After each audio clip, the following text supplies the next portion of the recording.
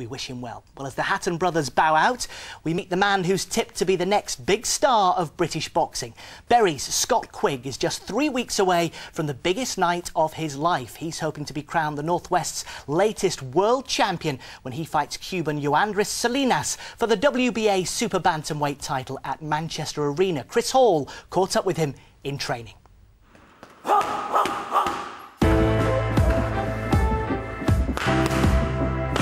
World champions are built from tough decisions. Which opponents to pick, which punch to throw. Scott Quigg is driven by the biggest choice of his life, which he made at just 15. This is everything I've dreamed of as a kid.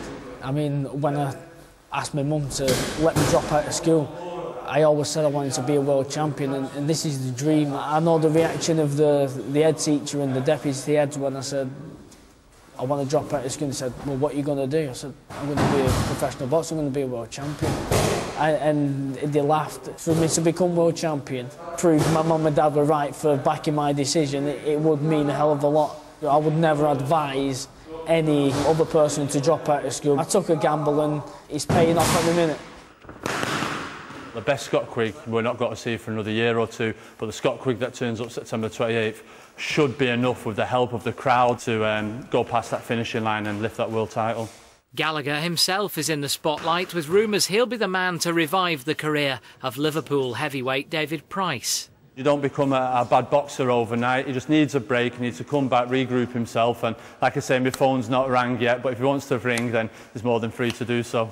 This fight, not just on home soil for you, but pretty much in your hometown, just down the road from Bury in Manchester. You know, what's the crowd atmosphere going to be like? When I fought Monroe at the MEN, I looked up and I thought, oh, I wish it was a bit busier and that. But I mean, this time there's going to be at least 18,000 in there, and I cannot wait.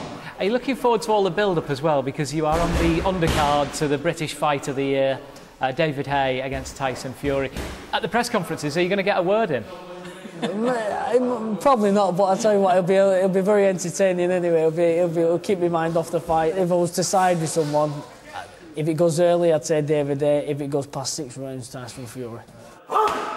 He's grafting and crafting in the gym of Amir Khan. It's almost time to join him on the global stage. Chris Hall, ITV News, Bolton.